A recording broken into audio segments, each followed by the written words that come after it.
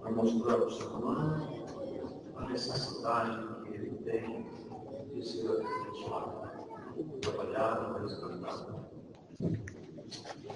E a nossa comunidade espiritual é tão grande que nós nem sequer conhecemos o nosso serviço, a segurança.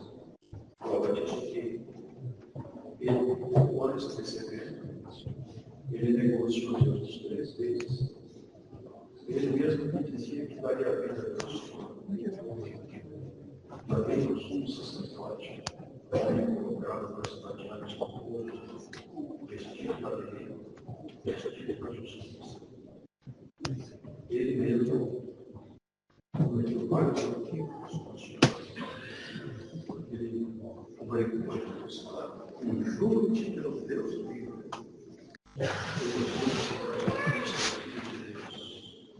Ele olhou a seguinte questão assim para ele: vocês vão ter ouvido o nome à direita de Deus, descendo uma nuvem de glória. Ele virá para o ele. Não será isso, não será mais amarrado, preso, mas dias virão, e vocês vão ver esse dia. Vocês vão estar presentes nesse dia terrível para eles, glorioso para nós. Porque, irmãos, toda a nossa vida, todas as nossas ações trazem consigo as consequências.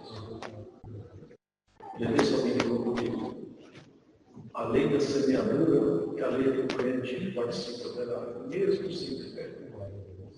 Que quem planta vento colhe tempestade. Quem pratica o mal pagará todo o mal. Quem vive uma vida desregrada pagará por essa vida desregrada. Essa é a regra da lei. Porque, veja, os príncipes, os sacerdotes, os anciãos, formaram um conselho contra Jesus. Para o matar, e ele foi preso, o levaram, entregaram ao presidente Pôncio Pilatos. E o crime dele não é que ele violava os sábados, porque ele fazia no sábado, porque os sacerdotes faziam, porque o judeu comum fazia. Ele falou: vocês são hipócritas, porque no dia de sábado, quando o ovelha cai no buraco, vocês tiram do buraco. Vocês dão água para a ovelha no sábado. Eu no sábado prometi todo homem a vocês que cuidado comigo. Porque eu não posso fazer bem no sábado. Mas percebe que o sentimento que o inimigo consegue infiltrar no seu humano, transforma o seu humano. Irmãos, se nós não tivermos com alguma coisa de Deus em nós, lamentavelmente alguma coisa do inimigo estará no nosso lugar. É impossível alguém ficar neutro nesse campo de batalha. O Senhor falou: quem não for por Deus, quem é inimigo? Então, irmãos, a verdade é essa. As pessoas estão fazendo escolhas. Ciúme, inveja, tudo isso que também faz com que as pessoas mudem seus comportamentos. Esses homens estavam movidos por inveja, por ciúme. Porque não havia razão, porque o homem que eles olhavam para ele, era o Deus que ali estava presente, e só tinha coisas boas para declarar. O dia falou assim: por qual das minhas obras vocês querem me apedrejar? Fala para mim. Uma obra que eu pratiquei que mereça a resposta de da parte de vocês. Eles falaram: não é pelas obras, mas é pela ciúme.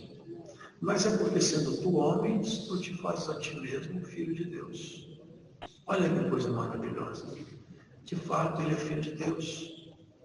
Agora, o que é maravilhoso não é isso só. É que ele também nos fez filhos de Deus. Isso que é maravilhoso. Esse é o grande projeto dele. Vocês sabem isso. Só tinha um jeito de nós sermos filhos de Deus. nós fôssemos adotados. A adoção, ela custa alguma coisa, porque a adota ele tem que arcar com as despesas de quem é adotado. Se eu adoto uma criança, eu sou responsável pela educação, pela saúde, pela alimentação, pela vestimenta. Eu adoto, eu sou curador, eu sou responsável. Quando Cristo nos adotou, ele se tornou responsável por nós. O custo é muito alto. Não só do pagamento da nossa dívida, como da manutenção da nossa caminhada até chegar na casa eterna. Ele é o único que podia fazer isso, se fazendo homem, nos adotando, ele se comparou conosco. Na medida que nós aceitamos a ele como nosso pessoal salvador, ele fala, como eu sou filho de Deus, ele escreve em mim, eu outorgo a eles o direito de ser meus filhos. E eu vou passar isso no cartório. É um testamento que eu faço. Você lembra o que ele falou? Esse cálice é o meu sangue, no Novo Testamento, que vai ser derramado por vocês. Depois que eu derramar meu sangue, eu escrevo nos tribunais eternos a adoção sua como filho. É maravilhoso. Paulo falou, olha, para aqueles judeus que estavam em cima do muro com relação a Jesus. Existem dois concertos. Um é o concerto de Agar, a esposa escrava de Abraão. Ela teve um filho. Fala, Agar é Sinai, um monte da Arábia. Representa Jerusalém, aqui de baixo. É escrava com seus filhos. Mas nós somos filhos da livre, que nasce por promessa. E essa, nossa adoção, é a Jerusalém de cima. Foi essa adoção que nos coube a nós. Fomos adotados como cidadãos da Jerusalém celestial. Então não somos mais escravos. E que tipo de escravatura tem aqui na terra hoje? A do pecado. O ser humano se escraviza pelo pecado. O nosso inimigo, irmãos, ele é assim. E nós precisamos entender isso. O número de pessoas que adoram ele diretamente não é muito grande. Existem, mas não é tão grande. Os satanistas, essas pessoas que fazem isso, essas coisas horrendas, não há número alto. Mas ele tem os adoradores por indireção, aqueles que adoram indiretamente. Quando nós tiramos Jesus do foco entre nós e Deus, podem ter certeza, é o inimigo que nós estamos servindo. Só existe um intercessor entre o ser humano e Deus, que é Jesus. Esse é o testamento dele. Qualquer outra forma, tem pessoas que tem uns que colocam a mãe de Jesus como intercessora ali do lado. Uns buscam outros expedientes alternativos. Só existe um jeito, é Jesus. Mas alguém fala, mas é muito fácil, eu acredito em Jesus. Mas não adianta falar que acredita em Jesus. Isso falar é fácil. Esses homens falavam que acreditavam em Deus também, as obras deles não condiziam. Acreditar em Jesus é revestir-se do Evangelho de Jesus. Ele vê como filho de Deus. No mundo são todos filhos de homem. Ele vê como filho de Deus, onde as pessoas vivem como escravos. São escravizados debaixo do pecado, das paixões, dos vícios, das drogas, da prostituição, dos prazeres sexuais, do poder temporal. Então essa escravidão é uma escravidão dissimulada. A pessoa está de alguma forma servindo o inimigo. Ele quer tirar o foco. E Cristo tem que calibrar o nosso foco. Calibrar o nosso foco. Deus na pessoa de Deus. E era necessário então isso construir para construir. E é isso que aconteceu com o Pedro. Eu não vejo aqui como são as coisas. Andando com eles, todos vão construídos. Até a gente pode fazer uma meditação. Jesus Cristo escolheu todos. Um deles andava com Jesus, viu os milagres, viu os prodígios, acompanhou a obra de Jesus na terra. Ele viu tudo que Jesus fez. Mas ele continuou sendo ladrão. Já viu isso? Ele era ladrão. Então, uma vez quando a mulher derramou o reino de Jesus, por uma cabeça de desperdício, podia se vender 50 por um bom dinheiro. Até se diz assim, é que não é que está preocupado, porque ele era um ladrão, ele não tinha. Vocês perceberam que Jesus estava perto dele, mas ele não estava perto de Jesus. Ele não se vestiu do Evangelho. Ele andou com Jesus, mas não seguiu Jesus. Que triste cena. Como ficou isso? Esse contato físico não foi suficiente. Isso nós podemos ter certeza. Para nós andarmos com Jesus, é claro e evidente, nós temos que estar vestidos do Evangelho, da nossa forma de viver. Irmãos, chegando de manhã, todos os príncipes, os sacerdotes, os anciãos do povo, os príncipes dos sacerdotes, você percebe? A alta cúpula de Israel, queriam matar, amarrar, entregar ele amarrado para os soldados. Por que amarrar um homem desse? Mesmo que eles não enxergassem com Deus, nem com Deus, como ser humano, para que amarrar um homem que só fazia o que era manso? Ele não falava, ele não acreditou em ninguém, ele era muito manso. Mas é a filha dele. Pois irmãos, é impossível nós viver um tipo de ataque. É impossível, irmão, passar nessa terra sem receber ataque. O Senhor conhece a você se me perseguiu a mim, vou perseguir a vocês também. Mas eu venci, vocês vão vencer também.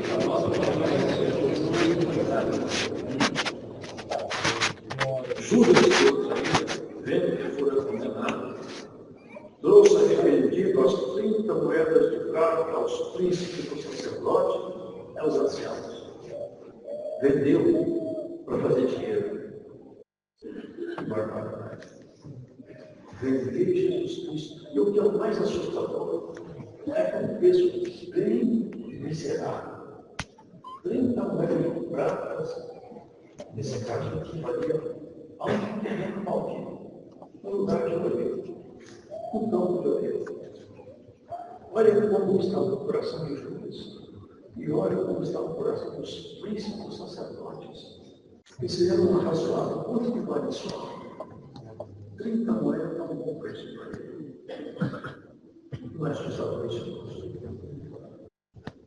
E Jesus Cristo olhando para nós, deu o preço de pode ser uma pessoa pelo filho, pela vida, pai. Pode até dar sua vida. E pela própria vida as pessoas percebem tudo. Eu lembro de um grande empresário, conhecido. Ele teve câncer de pâncreas. Ele fez até uma os melhores hospitais. Tudo quer dizer, toda a fonte de conhecimento médico estava fazendo. Tudo o que ele podia fazer, ele fez. Mas ele viu, gastou o que ele podia gastar, mas a vida escolheu pelos seus dedos. Ele falou, não vai entender a se eu pudesse, eu comprava uma vida, mas Deus não compra. Deus não compra. Deus não compra caráter, não compra amizade, não compra sinceridade, não compra valores que não estão nas prateleiras dos homens. Quanto custa o amor de homem? Quanto custa uma amizade de um amigo verdadeiro? Quanto custa uma fé? Quanto custa uma saudade? Um dia desse eu vi nessas guerras aí do Oriente, um combatente, o velho está voltando para casa, chegou nesse para a filha dele estava lá. Fazia muito tempo que ele estava no campo de batalha. Ele bateu no ombro dela, ela olhou para ele. Naquele ano, como cinco, já tremia de tanto chorar, papai, papai. Pensava que nunca havia mais é meu pai, agora foi meu pai de novo. Quando eu penso isso, irmãos? É isso que Jesus Cristo vai fazer para nós, o significado da vida de valores. Essa é a proposta, irmãos. Nós estamos vivendo um mundo cada vez mais frio. O pecado está fazendo as pessoas ficarem frias, inertes. É assustador até que os filhos estão fazendo com os pais estão fazendo com os filhos. Não estamos no filho, foi colocado para fora de casa. Não é lamentável demais isso? O que foi feito no sentimento de Jesus, ele quer restaurar tudo isso. Nós vamos viver um lugar onde só tem amor, onde só tem coisa boa, não tem nada ruim. É a nova Jerusalém. Toda a excelência está escondida em Deus. Agora, olha o que é arrependimento de Deus e arrependimento do mundo. Judas arrependeu. Sabe o que ele fez? Pegou as 30 moedas de prata, jogou dentro do santuário, como se fosse aqui hoje na igreja. Não é assim, mas vocês vão formando mais. E pegar as moedas e jogar aqui no corredor. Eu não quero esse dinheiro. Eu traí sangue inocente. Em vez do sacerdote falar, você arrependeu, então você errou mesmo. Isso é problema seu. Nosso assunto é resolvido. Ele já foi comprado. Pela verdade. Pela verdade. Irmãos, nunca se deixe vender, irmão. Nunca se deixe vender. Tem pessoas que se vendem por um cargo. Tem pessoas que se vendem por um favor especial. Tem pessoas que se vendem por um corpo bonito. Cada um, eles falam em um homem e cada homem tem um preço. O nosso preço foi alto demais. O preço do Senhor foi altíssimo. Ninguém pagaria o que foi pago no céu. Jesus pagou o preço mais alto jamais imaginado. Acho que nem o inimigo acreditava que Jesus chegaria a essas consequências de pagar tão alto por uma mercadoria que valia tão pouco. Mas ele transformou a mercadoria. Nós de escravos somos soltos. De servidores das trevas somos servidores da luz. De filhos da morte somos filhos da vida. E todo mal projetado contra nós não prosperará. Deus nos vestiu com vestido de salvação. Ele vai nos vestir com vestido de alegria que nunca mais vai terminar no dia que nós formos adotados nas mansões eternas. Por isso que o Evangelho, irmãos, é uma coisa super preciosa demais. Não se venda por nada. Não se venda por nada. Custe o que custar, preserva a sua integridade moral, a sua integridade espiritual. Luta pelo seu caráter. A Bíblia fala que uma mulher de honra, ela tem um valor enorme, porque ela defende sua honra como o homem defende sua riqueza. Onde as mulheres estão perdendo a honra, as moças estão perdendo a honra. Os homens não se incomodam com mais nada, mas no meio desse povo aqui tem moço que preserva a sua honra, preserva a sua castidade, seu valor, sua integridade moral e espiritual. Acho que houver, preserve seu corpo, esse corpo é templo de Deus. O Espírito de Deus habita dentro de você, seu corpo é santo. Seu Deus é santo, e dentro de você tem que ter santificação. Você não tem preço para ser pago. O preço já foi pago. Jesus pagou. E pagou caro. Custou muito caro. Judas arrependeu. Arrependimento segundo o mundo, segundo as trevas. Ele arrependeu, jogou as moedas fora e foi suicidado. Pegou uma corda, pôs no pescoço e se pendurou lá. E pelo texto bíblico, pelo contexto bíblico, ele ficou pendurado lá por muito tempo. E depois fala que ele se arrebentou e as suas entranhas se derramaram. Isso só pode ter acontecido se já tivesse ficado em estado de putrefação quando ele caiu. Olha que lastimado o estado que ele ficou. Arrependido segundo o mundo, não segundo Deus. O arrependimento segundo Deus traz mudança de comportamento. Aleluia. É que a pessoa brinca, você me perdoa, irmão. Se eu te fiz uma coisa que eu fiz, eu sei que eu fiz, se eu te fiz. Perdão de boca, perdão, irmão, aquilo que você rasga no seu coração e fala. Vocês lembram o que aconteceu com José? Os irmãos viram a coisa gravada. Eles choraram. Deus está nos cobrando o que nós fizemos com José. É certo que nós vamos pagar a nossa conta agora. Caiu num pranto e José caiu no pranto. Sabe por quê? Aqueles homens mal ficaram bons com o passar do tempo. Deus trabalhou neles, rasgaram o coração. Irmão, rasgue o seu coração diante do Senhor. Toda vez que você rasga seu coração, não seja como Judas, seja como Pedro. Pedro arrependeu também, mas segundo o Senhor, hoje tem uma ordem aqui nessa congregação: arrependa como Pedro e não como Judas. Olha ao Senhor. Pedro se arrependeu. Também passou muito caro. Muita vergonha, mas restaurado ele ficou lá na frente. E Judas pendurado no ar, não teve um para tirar de lá, porque não era digno. Traiu o príncipe da vida. Peguei traindo o sangue inocente. Eles podem dizer o que nos importa. Vocês percebem como está o coração desse povo? Irmãos, aqui tem uma coisa para meditar. Um dia o senhor chegou na cidade e foi numa figueira. Ele procurou entre as folhas, um figo. Vocês lembram disso? Ele não achou. Mas ele sabia que não tinha filho, porque não era tempo de filho. Mas ali está fazendo uma parábola, uma comparação. Ele olhou para a árvore e disse: maldita sejas tu, nunca mais nasça fruto de ti. Eles olharam e eles foram caminhando. Quando eles voltaram, passaram pela figueira, estava seca de alto a baixo. Senhor, a figueira que se amaldiçoou, secou toda. Como que se diz: Deus me livre da maldição da sua boca. Olha aí o que aconteceu. Essa figueira, sabe quem é? É Jerusalém. É o Monte da Arábia, chamado Sinai. E a filha da escrava é Jerusalém aqui embaixo, que é escrava para os seus filhos até hoje. Vai chegar um dia que essa figueira vai brotar outra vez. Quando vires a figueira brotar, você sabe que chegou o verão, já viu isso? Essa figueira vai brotar. Ela é país, é nação, mas ela vai brotar quando o Senhor fizer arrebentar nela os frutos da salvação. Até lá, amargar por ter reprovado o Senhor. E tem muitos no nosso meio que vão embora. Vão dar uma desculpa para ir embora. Mas depois só tem medo, só tem temores. O que você vai fazer hoje, Deus? O que você vai fazer fora de baixo? Se você sair debaixo das asas dele, você está perdido, eu estou perdido. Ele é a única saída. Aqui, irmãos, o que me importa isso? Os príncipes, tomando a moeda de prata, disseram: não é lícito metê-las no cofre das ofertas, porque são um preço de sangue. Comprar o campo de um oleiro. Eu não acho que é por acaso que está escrito, e nem por acaso que é comprado. Porque um campo de oleiro, o oleiro, você não sabe, ele faz vaso com argila. Ali tinha argila boa, porque era ali, o oleiro fazia seus vasos. Então ali o oleiro pegava aquela argila e modelava vaso.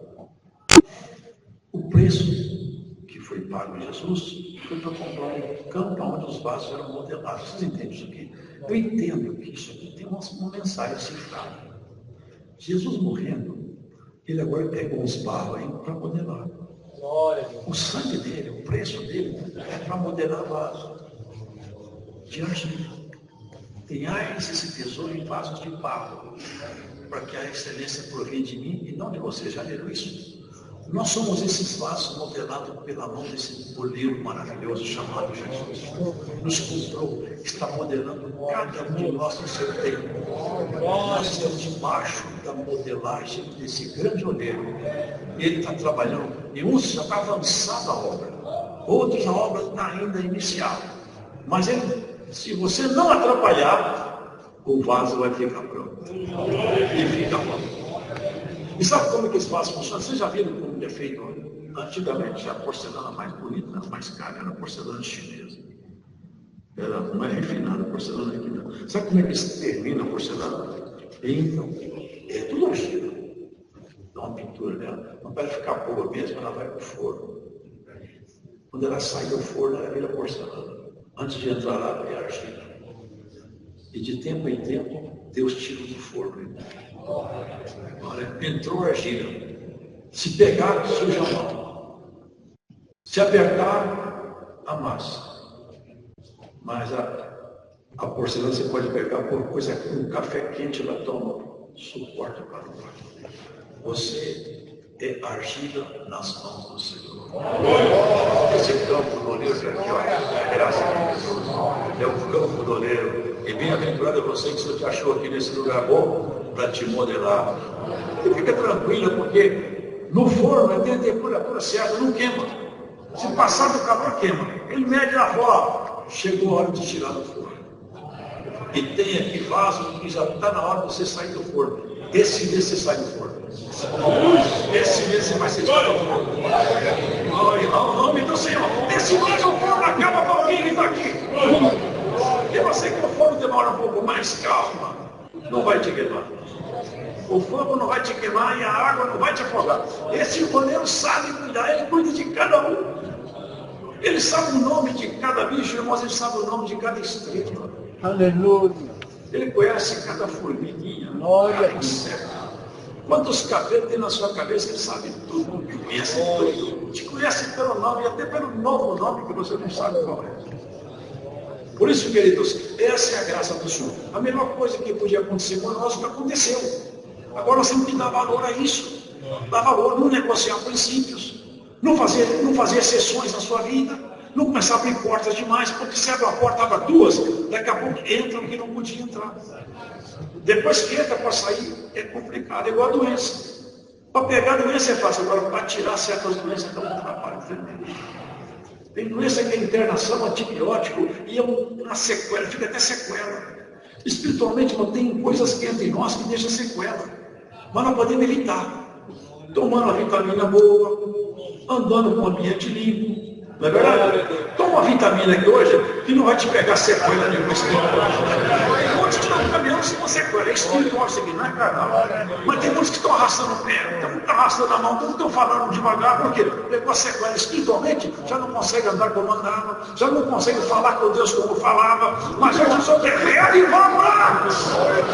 Glórias ao Senhor. Hoje o Senhor quer te reavivar. Oh, faz o que está no forno. Prepare-te que vai vir coisa boa dentro desse carro. E não vai ser café, não. Vai ser virtude, graça, poder, revelação. O Espírito de Deus, vai cair revelação de alguns vasos aqui. Vaso que está saindo do forno. E não são vários. Eu vejo vários vasos saindo do forno. Vai poder, revelação, graça, virtude, dom. Você quer vir? Ainda esse ano vai aparecer coisa nova. Tem muitos vasos aqui. Glórias a Jesus. O Espírito de Deus tem muito vaso aqui que esse ano vai aparecer coisas novas. Vai aparecer virtude, graça, revelação e poder. Glórias ao Senhor. Que coisa boa é a palavra de Deus. Eu estou sentindo uma coisa tão boa aqui. Glórias ao Senhor. Você não acredita muito bem, não? Guarda essa palavra. Você verá na sua boca de você sair coisas excelentes que o rei está colocando. Você acha que é a toa que te sofre? Deus não gosta que você sofre. Deus não gosta que você sofre, não. Sabe por que ele deixa você sofrer? Porque tem que virar por segundo.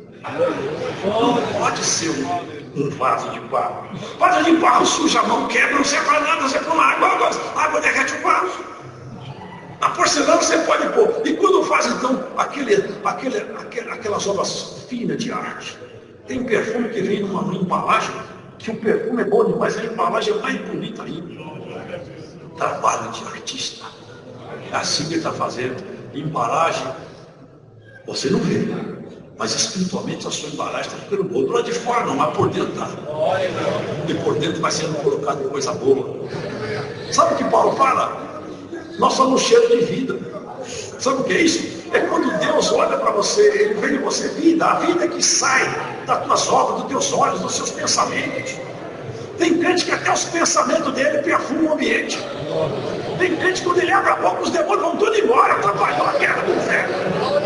Aleluia! O Senhor te revela lá por esses dias algumas palavras na boca que você vai, que vai sair muito bicho buscando das trevas. Aí eu vou pregar com liberdade. Hoje aqui saiu um tanto do caminho, porque aqui nesse culto hoje tem muitos que entraram por aqui que você não viu com seus olhos, mas sairão um duro agora pelo poder da palavra. Seja livre em nome de Jesus. Glórias ao Senhor. Não planeja isso não. É o Espírito de Deus que me traz. Esse é o lugar bom. Você está no Campo do Oleiro. Campo do Oleiro é o seu lugar. Vai caminhando com calma, porque o rei sabe o que fazem. Não era. E não deixa passar 1 grau a mais. E não deixa 1 grau a menos. Tem o tempo máximo da temperatura. Quando chegar no... Vocês não sabem o que está escrito em Coríntios? Vós não sereis tentados acima do que podeis suportar. Juntamente com a tentação lhe dará o escape. Já leu isso? Deus te calibra. Ele fala para o seu adversário, assim que você escute, pode parar por aí. Chega, alto lá, o limite dele chegou. Para, vai embora. Ai de nós se não fizesse isso. Chega, basta. O limite chegou. Hoje tem um limite aqui estabelecido por Deus. O seu limite chegou. E para outros ainda vai um pouco aí. Mas todos nós temos um limite. E Deus respeita o nosso limite. Deus respeita a gente mais do que nós mesmos. O homem não respeita outras vezes, desacata, passa por cima dos seus sentimentos. Deus não. Deus é cuidadosíssimo, delicado. Ele chega sempre com muito jeito, com calma. Vocês já viram Jesus dando um tapa em alguém? Dando burro em alguém? Vocês já viram Jesus fazer o que fizeram com ele? Meteram uma cana na cabeça, deram um tapa, cuspiram nele. Não é para o homem ficar indignado. O homem natural não faz com ele, ele é estrangeiro. Ele sai do centro de gravidade dele. Jesus perdoava a todos porque ele não saía do centro da gravidade. Até o Pôncio Pilatos, vocês viram aqui? Foi apresentado ao presidente, o presidente interrogando, disse: és tu o rei dos judeus? Jesus falou para ele: calmamente. Tu o dizes. Você está falando essa palavra. Deixa uma cobertura da orelha, você está falando. Uma coisa para repetir. E os príncipes dos sacerdotes começaram a acusar ele pelos anciãos. Esse diálogo é interessante, prestar atenção nele. É como se fosse e Jesus estivesse aqui em cima. Aleluia. Considerados. Jesus e o povo embaixo. Você não está vendo o que esse povo fala para você? Você não vai se defender. Ficou calado. Pilatos chorando da palma assim. Ele não se defende. Que coisa, não fala nada. Nenhuma palavra respondeu. Só acho que o presidente estava muito maravilhado. Aí o presidente tentou um escape. Para ser agora. Eu vou soltar Jesus por uma lei que tem direito a usar. Nas festas eu posso soltar um preso. Você sabe que isso eu prometi. Escolhendo o povo aquele que quisesse. Só que ele não escolheu que ia soltar Jesus ao povo. Deu poder limitado que achava que tinha, mas tão limitado, nem ele pode escolher. E tinha um preso bem conhecido chamado Barrabás. Portanto, estando eles reunidos, disse Pilatos: quem vocês querem que eu solte, Barrabás ou Jesus chamado Cristo, ou seja, provocando esta atenção nesse título? Cristo quer dizer Messias, o enviado. Ele desviar o povo. Porque bem sabia que por inveja o havia entregado. Se ele tivesse encarado, aqui Pilatos se vendeu. Judas se vendeu por 30 moedas de prata. Pilatos se vendeu pelo cargo de presidente. Se ele tivesse dignidade, ele falava assim: olha, eu abro mão do meu cargo, mas um justo como isso eu não condeno. Eu, a partir de hoje, entrego meu cargo de presidente. Eu não sou mais presidente. Antes eu vou ser seguidor desse homem. Aleluia. Essa era a pergunta, mas se vendeu pelo cargo. Você se vende por alguma coisa, irmão? Você se vende, irmão? Bem-aventurado que está aqui e fala: eu não me vendo por nada. De jeito nenhum. Por quê? Pôncio Pilatos não foram 30 moedas de prata. Foi o cargo. E pouco tempo depois, ele foi, diz o povo da roça, foi apiado do cargo. Pouco tempo depois foi deposto. Não adiantou nada. Pagou tão caro por um cargo tão simples, que nem ele podia se sustentar no cargo. Estando ele sentado no tribunal, sua mulher mandou me dizer ao sobrenatural da imaginação. Mulher mandou mensagem. Eu leio: olha, você está falando. Essa noite eu tive um sonho e eu sofri muito por causa desse justo. Vai entrar na questão desse homem. Cuidado que você vai fazer. A mensagem de Deus para ele: ainda tem tempo. Dá tempo de você voltar atrás. Irmão, aqui está a palavra. Não negocie os princípios cristãos em Cristo. Dá tempo de você segurar seus princípios lá dentro. Guarda essa palavra, porque ela está diante de você. Hoje no tribunal da palavra. Guarda os princípios que Cristo te deu. Não negocie seus princípios cristãos. É isso aqui, irmãos. E estando ele sentado no tribunal, recebeu essa mensagem. Mas os príncipes dos sacerdotes e anciãos foram lá na multidão. É assim, perdoa falar, mas é verdade. Então, os príncipes incentivaram a multidão. e os espíritos caem incentivando os príncipes. Essa é a força que opera aí fora. Bom, as pessoas podiam entender o que estava acontecendo de verdade aqui no tribunal ali. Qual desses dois vocês querem que eu solte? Barrabás? Eles gritaram, Barrabás. Mas o que eu vou fazer com Jesus? O que eu vou fazer com ele? Que seja crucificado. Que deve ser. Pois eu. Pegou uma bacia de água. Guarda uma bacia de água. Lava as mãos. Eu lavo as minhas mãos. Eu não acho culpa desse homem. Mas vocês perceberam que lavou as mãos, mas não lavou o coração. Ele tinha que lavar o coração e as mãos. Lavar as mãos é fácil, só que uma bacia. Lavar o coração é preciso negar o prestígio de Roma. Negar o cara. Isso aqui é para o crente. O crente nega coisa, mas não lava a mão. Lava o coração. E essa é a palavra. Lava o seu coração diante dessa palavra. Cuidado com o que você vai fazer. Cuidado com os seus programas. Muita atenção para onde você vai. Porque tem crente. É a lei dessa aliança. Você plantar vento, você vai colher tempestade. Você plantar espinho, você não vai colher outra coisa, senão espinho de volta. E lá dizendo que nada aproveitava. Inocente do sangue. Então o seu sangue, não é como vocês, obviamente que não. Mas suponho que no plenário fosse aquele povo, eles gritaram. Que o sangue desse justo ficar sobre a nossa cabeça. Ainda falamos sobre a cabeça dos nossos filhos.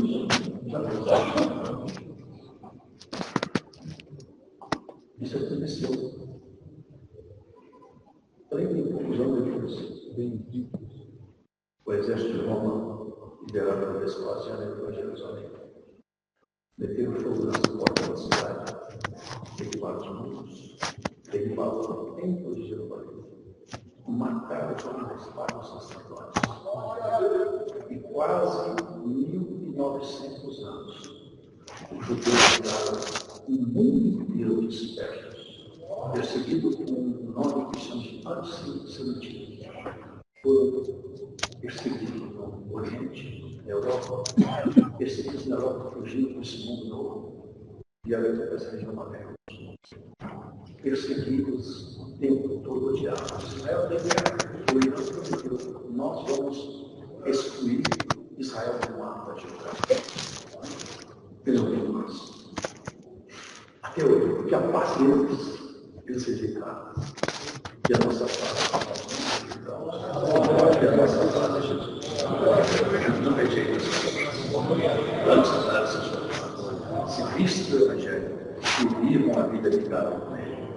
Eles, irmãos, crucificaram o Senhor. Crucificaram, bateram nele. Mas, que preço tão alto. Que sofrimento muito grande. É uma vida debaixo de ameaça. Tudo ameaça. Eles falaram uma vez, o primeiro-ministro de Israel falou: se o mundo vai baixar as armas, a guerra acaba. Mas se Israel baixar as armas, Israel acaba. Nós não temos saída. Ou nós defendemos o nosso país, ou nós somos destruídos. Vai ser diferente. Ficaram presos em Sinai. Deixaram Jerusalém de baixo. Mas nosso assunto é Jerusalém. Glória a Deus. Somos cidadania da promessa. Mas tudo que é próprio da promessa cabe a nós. E eis que nos últimos tempos, essa é a promessa, derramarei do meu espírito sobre o Aleluia. Os velhos sonharão sonhos, e os jovens profetizarão. E do meu espírito derramarei, olha que coisa maravilhosa. O Espírito de Deus está derramado no Senhor. O Senhor e o Chico derramado, quer dizer, cumprir uma unção. Todo crente fiel tem unção. O irmão, ancião não é ungido. Todos são ungidos. ungidos com o Espírito de Deus. Nós somos ungidos. A unção de Deus. Aleluia, Jesus. Todos aqui. Se você tem o Espírito Santo, você está ungido e ungido por Deus. É a unção do Espírito. Olha isso. Pôncio Pilatos. Logo perdeu o cara. Judas, ainda fico pensando. Como que vai ser o encontro de Judas? Já aconteceu. O encontro de Judas com ele. Andou com ele, comeu com ele, mas está escrito. Aquele que comeu pão comigo na mesa, levantou contra mim o seu calcanhar. Por isso, querido, nós estamos aqui. Não podemos mais recuar.